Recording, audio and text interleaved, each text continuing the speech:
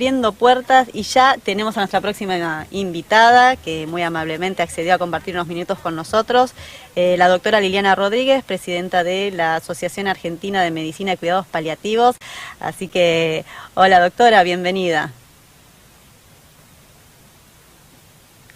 Ay, no se escucha. ¿Estará muteada? Yo tengo ahí está, el micrófono. ahí está, ahora sí, perfecto. Bien. Ahora sí, hola. Decía que muchas gracias a ustedes por este espacio y por tocar estos temas que son tabú. Sí, son tabú y son desconocidos también. Al ser tabú, no están en lo cotidiano de la sociedad, entonces es muy desconocido para quienes nunca lo pasan o nunca lo pasaron o no tuvieron nadie cercano que pueda hablar de estos temas. Recién estábamos hablando con Daniela Suto, usted se conectó justo casi al final de la entrevista, así que bueno, pudo escuchar algo de lo que nos contaba. Es conmovedor el trabajo de la gente de los hospices, porque la gran mayoría son voluntarios y realmente pone en su máxima expresión la solidaridad humana. Sí. Cuidar al más sufriente, al más vulnerable, a aquel que tiene una enfermedad muy avanzada y encima no tiene entorno que pueda cuidarlo o no tiene recursos básicos, mínimos, que garanticen su cuidado. Creo que es, insisto, la máxima expresión de la solidaridad humana. Y como seres sociales, como seres humanos, nos debemos cuidarnos los unos a los otros. Y los hospices y todos los voluntarios de los hospices ponen en la compasión en acción. Totalmente. Sin ninguna duda.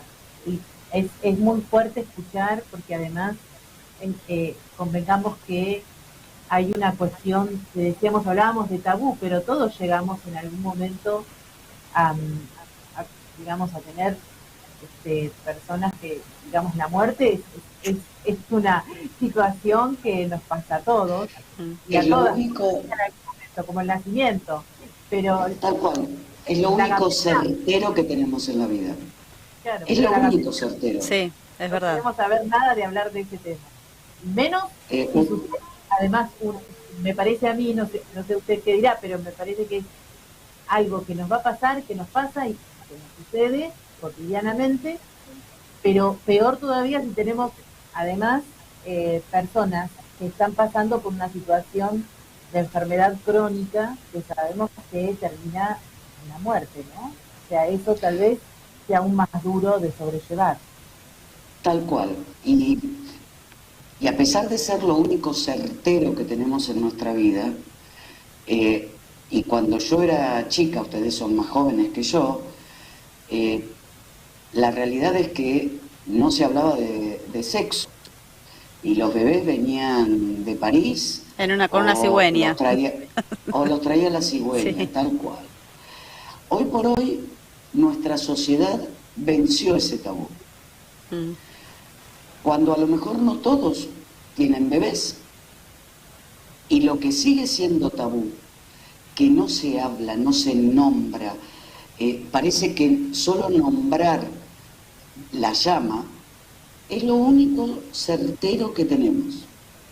Y como bien decían, y con la realidad epidemiológica del mundo actual,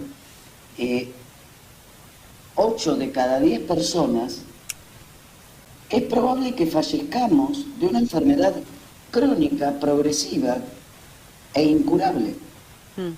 Aun cuando se puedan tratar, porque realmente el avance de la ciencia médica en los últimos 60, 70 años ha hecho curable muchísimas condiciones.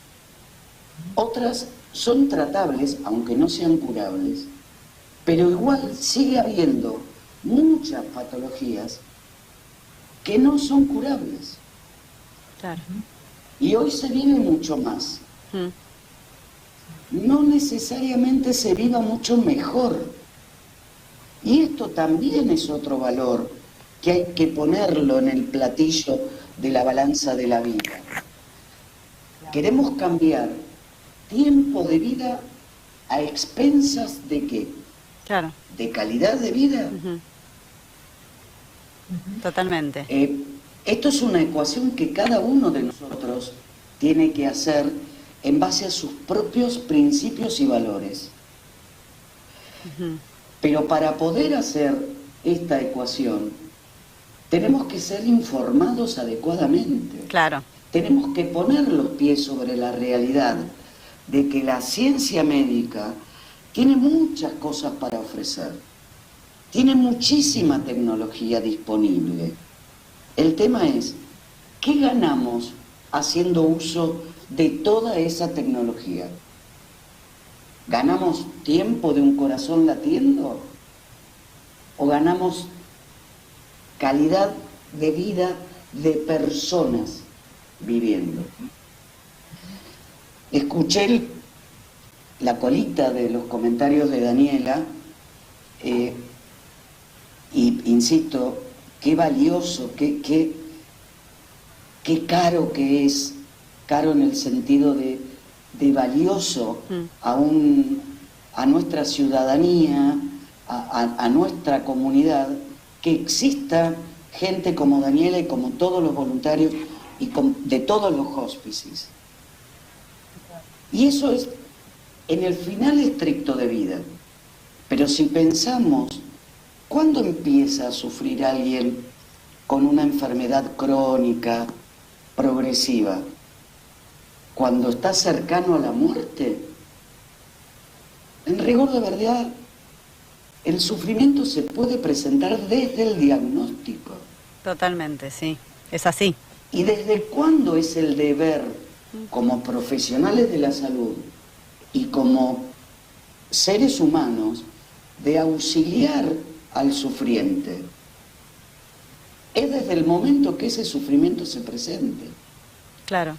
Y por eso esta ley, que está recientemente sancionada y la gente del hospice celebraba desde el hospice, y por suerte muchos pudimos estar ahí en el recinto celebrando,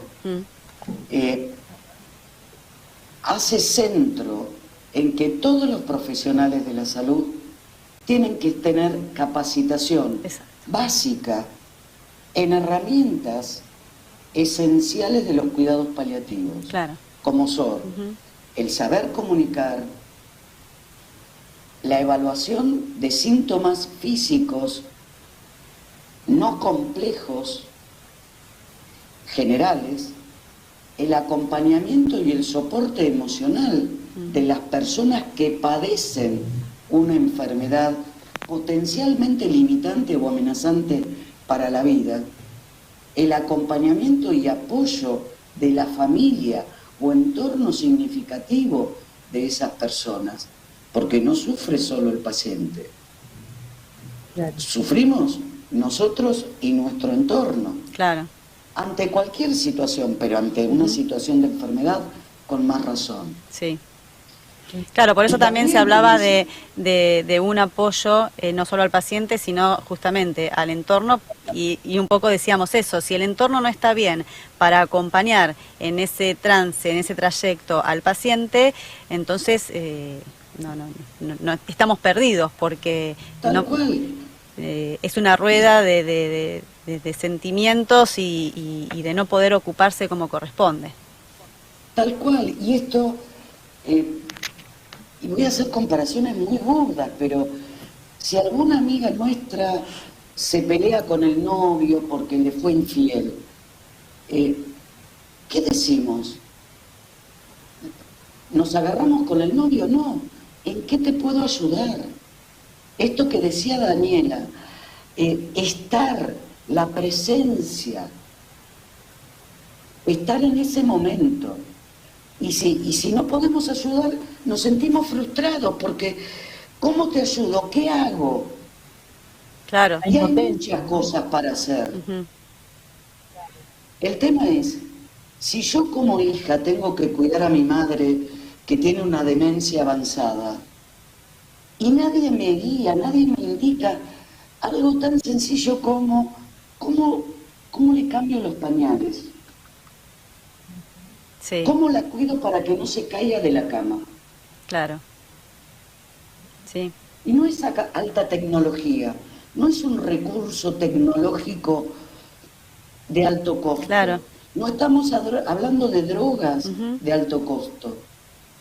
Estamos hablando de tal vez lo más valioso que tiene la medicina y el ser humano, el propio recurso humano. Totalmente. ¿A través de qué? A través de la educación. Desde la educación y desde el amor también. Tal cual, tal cual. Esto de, pago la prepaga, entonces dejo de ser hijo porque pago un prepago. Dejo de ser hijo porque existe una obra social. Claro, no, por supuesto que no. Por supuesto. Pero sí necesito ser ayudado, claro, para cumplir con lo que nuestras leyes, porque la obligación de cuidado claramente recae en los padres cuando hablamos de niños y en los hijos cuando hablamos de adultos. Claro. O de esposas. Pero, ¿y si no me ayudan? Si no me indican cómo. Claro. La ley busca esto, el apoyo. Ustedes hablaban de redes en la pausa. Y es tan importante generar redes. Cuando yo era chica, y ustedes a lo mejor no lo vivieron, yo soy de Capital Federal, de un barrio, pero de Capital Federal. Cuando alguien se enfermaba, los vecinos actuaban socorriendo, te hago los mandados, te lavo la ropa. Eso se perdió. Sí, sí. Y eso es fundamental. Se perdió eso y se perdió la pregunta ¿cómo estás? Tal cual. El interés en la otra persona. ¿Cuántas veces respondemos al buen día, ¿cómo estás? ¿Bien o te cuento? Porque sabemos que no hay espacio para el te cuento. Sí, sí. Es así, es real, sí, totalmente. Y ante una situación de máxima, extrema vulnerabilidad, como es una enfermedad amenazante o limitante de la vida, el te cuento tiene muchísimas aristas. Sí, sí.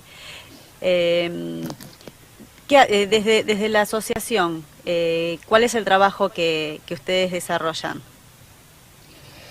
Nuestra asociación es una asociación científica, con lo cual bregamos por la difusión y por la capacitación en cuidados paliativos. Obviamente tenemos mucho trabajo con asociaciones científicas de otras disciplinas, de otras especialidades, para lo que llamamos la capacitación en atención paliativa. Y quiero hacer un punto en esto. Yo soy internista de base, soy clínica de internación. Hice muchos años terapia intensiva.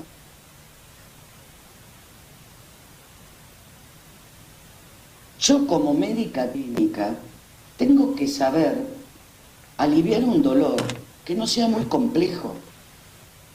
¿Por qué? Porque ese paciente viene a mi consulta. Lo tengo internado en la sala todos los días. Sí. Yo tengo que saber cómo explicarle cuál es su real pronóstico. Como clínica, no tengo que esperar a que venga un paliativista a decir que las cosas están de tal o cual manera. Un nefrólogo tiene que saberlo, un neurólogo, un neumonólogo cuando atiende un EPOC, un cardiólogo cuando se encuentra con una insuficiencia cardíaca de pronóstico reservado. Sí. No hay que esperar a que venga otro, porque aparte, yo como paciente que me atiendo con este médico, a quien le deposité mi confianza, la confianza no es algo que lo meto en un paquetito y se lo pongo en un escritorio o lo llevo al otro. Es algo que se construye. Sí. La Totalmente. relación médico-paciente es una relación vincular. Es un contrato comunicacional implícito. Sí. Que se va generando. Y no puede ser que, mire, vaya y véalo a la doctora Rodríguez que le va a explicar. Hay que hacer una red, que si la situación es de la complejidad suficiente que el especialista en oncología, en cardiología, en neurología, los pediatras, el que sea, no lo puede manejar, claramente tenga un equipo específico a quién recurrir, a quién consultar o incluso a quién derivar el paciente. Y vieron que nombré pediatras. Sí. Porque esto no es solamente de los adultos o de los ancianos. No, es de cualquier persona que esté pasando por una enfermedad crónica. Hay situaciones en pediatría también, en neonatos. Hay embarazos que ya sabemos que a lo mejor no son viables. Acompañar a esos papás a ese nacimiento, a poder tomar las decisiones por su hijo y por ellos mismos, acompañar a los hermanitos de esa criatura. Es lo más humano que debemos hacer como profesionales de la salud. Claro. Liliana, yo te escucho y la verdad siento que hay un montón de cosas que las percibimos como pacientes, ¿no? Nosotras hablamos hacemos este programa como pacientes, ¿no? De una enfermedad que es crónica y que poco se conoce y que la atraviesa el dolor, básicamente. O sea, si hay algo que nos hace iguales, por eso nosotros nos pusimos en Tu Hermanas, porque si hay algo que nos hace iguales en esta, digamos, como característica de esta enfermedad, es el dolor. Si bien hay algunas muy pocas mujeres asintomáticas, lo que nos atraviesa es el dolor. Entonces, siempre hemos percibido nosotras que no importa tal vez que no haya alguien que sepa de el tema del dolor específicamente y nos ayude como médico, como paciente, sino que uno espera que generalmente el ginecóloga, que es quien diagnostica, si tenemos suerte que nos diagnostique, lo haga desde esta capacidad humana de la que vos estás hablando, porque nuestras familias también sufren, nuestros hijos también sufren nuestra enfermedad. Y esto es algo tan difícil. Hay madres que nos llaman desesperadas con sus hijas de 15 y 6 años, que ya padecen esta enfermedad, y ellas dicen, no sé cómo arrancarle el dolor a mi hija, quisiera tenerlo yo, ¿no? Tal cual. Y nosotros sabemos que esta es una enfermedad, entre comillas, benigna, digamos. Tal cual. Supuestamente no nos vamos a morir de endometriosis, pero, aunque a veces lo sentimos que sí, pero el dolor, que es la característica más trascendental, que nos iguala, es, digamos, parecería que no fuera algo como para tener en cuenta.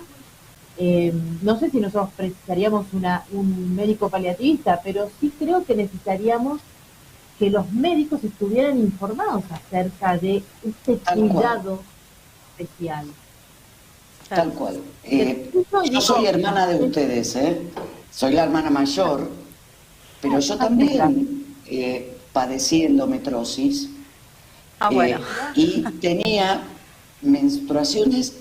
Recuerdo que hasta mi hermano me tuvo que ir un día a retirar del colegio porque estaba partida. Y estoy hablando de los años 70, que era hasta vergonzoso. Sí, ni hablar, ni nombrarlo. Impensado. Impensado. Y aún hoy todavía seguimos con diagnósticos tardíos. Bueno, y yo no me hice diagnóstico yo, me hicieron diagnóstico cuando no quedaba embarazada. Claro. Y las frustraciones, eso también es frustrante. Sí. ¿Esto amerita un paliativista? Yo creo que no. Pero sí es obligación que los ginecólogos, cuando ven, los médicos que me veían a mí, igual estamos hablando hace tantos años que no sé si se diagnosticaba por los 70 la endometriosis, pero que pensaran que alguien que está con ese nivel de dolor algo anda mal, recibir un alivio, claro, independiente de lo que lo cause. Si ese ginecólogo tiene herramientas básicas de cuidados paliativos, va a saber manejar el dolor. Claro, totalmente. Si la condición supera, porque es muy complejo, yo creo que más que derivar a paliativos, puede pedir una interconsulta con equipos de dolor, claro, no oncológicos, que los hay, y hay equipos súper sólidos, porque tampoco es necesario que todo... A ver, no tiene que haber equipos de cuidados paliativos en cada esquina, ni todos tenemos que ser paliativistas. Sí, claro. todos tenemos que ser profesionales que atienden personas que padecen alguna patología. Totalmente. Mira, yo me quedé con una palabra. Hay uno de los médicos que nos acompaña en este camino, que es el doctor Nicolás Basanta. Atiende muchas pacientes con endometriosis y en la carrera de ginecología de la UBA hace un apartado para enseñar bien endometriosis. De hecho, una compañera nuestra participó de una clase contando su experiencia. Y vos bien decías antes que no solo tiene que haber un médico clínico, sino que tiene que haber otras especialidades. Y nosotras siempre dijimos que tiene que ser tratado interdisciplinariamente. Y lo que el doctor Basanta dice, no, para mí la palabra es transdisciplinaria, que yo sepa y entienda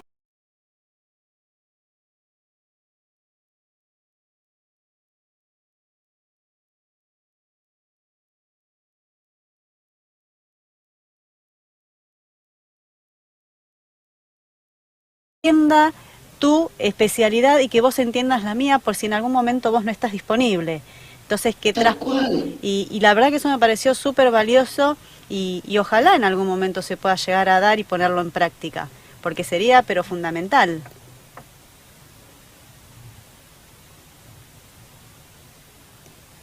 ¿Se cortó? Acá estoy, sí, se me había congelado, no sé si me congelé yo a ustedes. Coincido plenamente, y ese es el objetivo de la ley.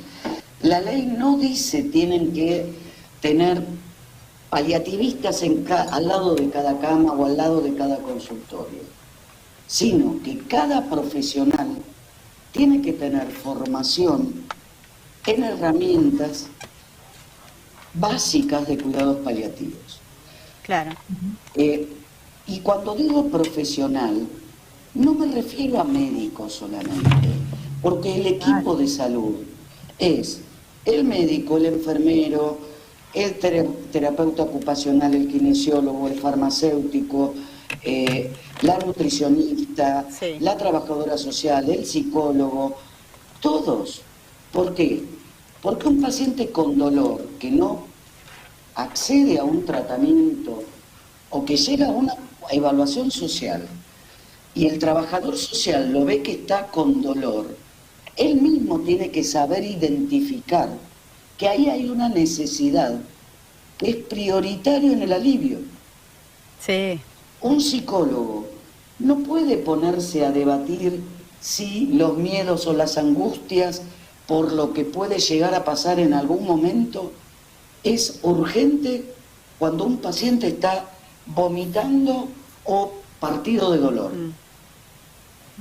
Sí, totalmente. Un enfermero tiene que saber que el cuarto signo vital, tan importante como la presión o la frecuencia cardíaca o la saturación, es el alivio del dolor. El dolor y otros síntomas. ¿Qué me voy a poder, en qué cabeza cabe que puedo ponerme a hablar con alguien en un hospice, ya en situación de final de vida estricta, de cuáles son sus deseos de trascendencia? ¿Qué le gustaría que la gente recuerde de él? Si está con dolor o está con una molestia abdominal porque lleva una semana sin evacuar el intestino. Claro. Sí.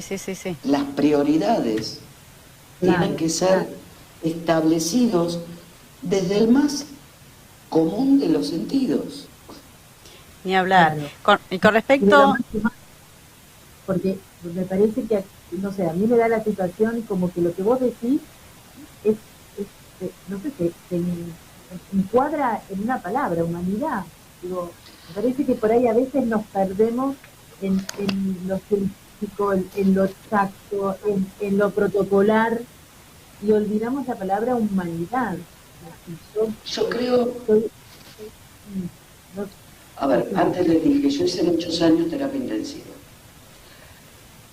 Obviamente, no se puede desmerecer el avance científico-técnico que tuvo la medicina en los últimos 100 años, si quieren.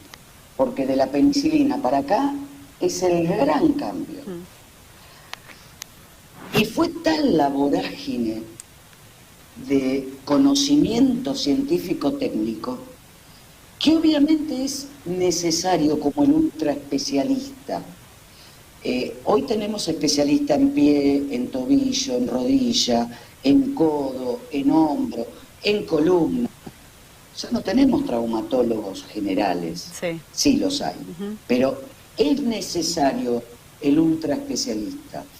Tenemos especialistas en arritmias cardíacas, tenemos especialistas en coronariopatías, en valvulopatías. Es necesario. Pero tenemos que invitar a cambiar el paradigma de mantenerla, aprovechar, capitalizar todo el avance científico-técnico, pero volver, retomar el paradigma que el centro es la persona, no la enfermedad. Sí, total. Esto que decía un poco el ginecólogo que las acompaña, la transdisciplina es lo más difícil, ¿no? Dice que si trabajas en equipo, mostrame tus heridas, ¿no? Porque no es una tarea fácil.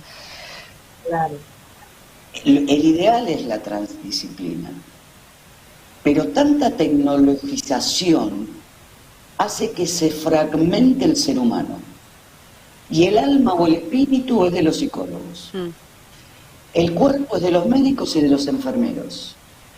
La motricidad o la deglución es de los terapeutas ocupacionales o de los kinesiólogos. El problema vincular es de los trabajadores sociales. El paciente termina haciendo un mapa. Pedazos. Y la realidad es que ese paciente, antes de ser paciente, y por sobre todo es persona. Claro. Que obviamente mi posibilidad de abordar la complejidad del ser humano en sus múltiples dimensiones me obliga a acotar un poco mi área de trabajo. Pero no puedo negar todas las dimensiones. Y en esto nos tenemos que ir corriendo y ganando competencias, a lo mejor que pensamos que es de los trabajadores sociales, o de los psicólogos, o de los kinesiólogos. Pero en rigor de verdad, si son básicas, me corresponden porque soy médico. Claro. Así como le corresponde al kinesiólogo, porque es kinesiólogo. Y no es que le va a indicar la morfina o los laxantes, pero sí tiene que saber que ante esa situación hay otro que tiene que opinar.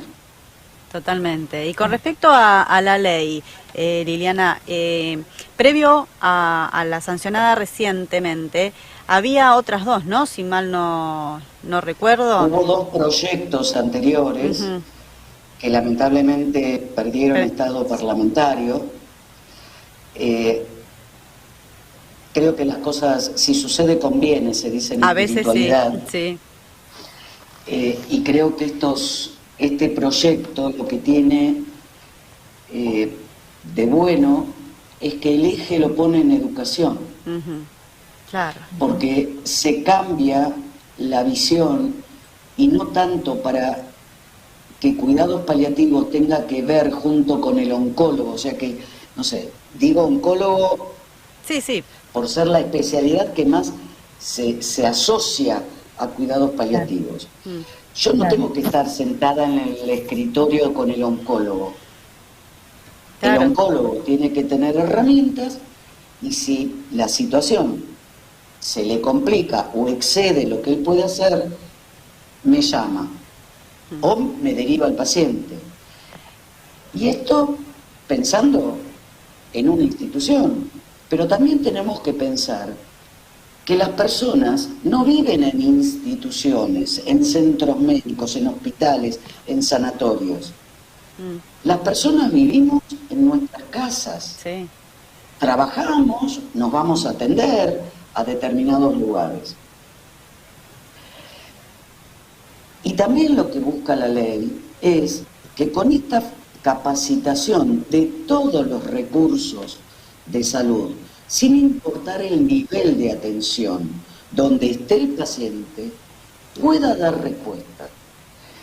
Y si un paciente vive en un pueblo en el medio de una provincia, para no dar nombres, a 30 kilómetros del hospital de mediana complejidad, el médico rural o el médico de familia que lo atiende en ese pueblo tiene que tener una formación para poder acompañarlo. Y si la cosa es más compleja, en el hospital a 30 kilómetros tiene que haber un equipo que pueda hacerle el apoyo a este médico o de atención domiciliaria o rural o médico de familia para que asesorarlo, pasarle letra, digo yo, ¿no? Y si realmente el paciente o la familia necesita ser trasladado a ese hospital, bienvenido sea que exista el recurso para darle respuesta. Pero si el paciente no puede recibir la atención básica en su propia casa, claramente hay que trasladarlo. Y eso no solamente hace un mal uso del recurso de salud, que no son infinitos, sino que exacerba el sufrimiento, porque esa persona queda desarraigada de su lugar en el mundo, de sus personas significativas. Y créanme que hay trabajos que ponen a las mascotas primero en el ranking de con quién quiere estar en sus últimos momentos de vida. Es verdad. La gente no quiere estar con los médicos, ni con los enfermeros. Claro. Sí. Pero si estar con mi mascota significa que estoy partido de dolor o ahogado o mi familia está desesperada, obviamente voy a elegir estar en un hospital. Pero la elección no es porque yo quiero eso, sino porque no tengo lo que necesito. Totalmente. Para estar en mi lugar. Ojalá la aprobación de la ley se reglamente pronto y bueno, y esto pase a ser algo más natural. se corte ese tabú de hablar de cuidados paliativos, o que se entienda ahora socialmente de qué tratan los cuidados paliativos, porque yo creo que hay que hacer también una conciencia social, porque el que no lo pasa o el que no lo vive no tiene idea y se piensa que es una cosa más, y no, y realmente tiene su profundidad el tener los cuidados paliativos. Porque y desmitificar ciertas cosas, porque es verdad que se asocia, y no está mal que se asocie cuidados paliativos al final de la vida. Pero cuidados paliativos no es solo para el final de la vida. Claro, es un concepto erróneo. Tal cual. Y no quiere decir que cuando me venga a ver a mí, nunca más me tenga que dejar de ver. Yo tengo pacientes que hace 4 años que sigo. Sí. Y siguen con su vida. Claro. Pero cuando me vinieron a ver fue porque necesitaban algo en particular. Claro, hay que perderle el miedo a cuando escuchás cuidados paliativos, porque justamente no es cuando se acerca al final de una persona, se acerca a la muerte, sino es también ayudar a las personas que están pasando por una situación grave de enfermedad, ayudarla a pasar lo mejor posible, que tenga esa calidad de vida mientras la transita para después poder seguir adelante y irte a visitar de repente. Bienvenido sea. Claro. Y si vive muchos años, mejor todavía. Bienvenido sea. Exacto. Y si se va a morir, porque todos nos vamos a morir. Que muera de una manera digna. Que viva de la manera más digna posible hasta su momento final. Sí, totalmente de acuerdo. No es morirlo. Nosotros no hacemos, yo no atiendo para que mueran. No. Yo atiendo para que vivan de la mejor manera posible. Ese es mi deber profesional. Ese es el concepto. Y tomarlo desde ese lado. Así que, Liliana, la verdad que te agradecemos haber compartido este espacio con nosotras. Contale a la gente que nos está viendo dónde los pueden encontrar a ustedes, las redes o cómo se acercan. Cuidados paliativos, seguramente hay muchos recursos en nuestro país de cuidados paliativos. En Latinoamérica somos el que mejor posicionado está, a pesar de que no tenemos para dar cobertura a más del 14% de la población. O sea, 86% de los que necesitan cuidados paliativos no acceden. Pero si tienen una obra social o tienen un prepago o se atienden en un hospital público, sepan que independientemente de esta ley que acaba de ser sancionada y todavía no está reglamentada, los cuidados paliativos están incluidos en el plan médico obligatorio. Bien. En la ciudad, en el pueblo, en el lugar donde se atiendan, pregunten. Claro. ¿Hay alguien de paliativos que me pueda ver? Pregúntenle a su médico tratante, neurólogo, cardiólogo, oncólogo, pediatra, psicólogo. ¿Hay alguien de cuidados paliativos que cree que me puede servir que me vea cuidados paliativos? Perfecto. La asociación podemos orientarlo porque tenemos un directorio y la asociación busca la Asociación Argentina de Medicina y Cuidados Paliativos y les va a salir nuestra página web y ahí van a tener un directorio. Pero qué mejor que hablar con los profesionales que ya los atienden. Claro. Y forjar ese vínculo del que hablábamos al principio. Potenciar el vínculo. Entre paciente y médicos. Porque es el médico de cabecera del paciente. Sí. La verdad que muy lindo, un tema muy enriquecedor. Nos alegró mucho el que haya sido aprobada la ley.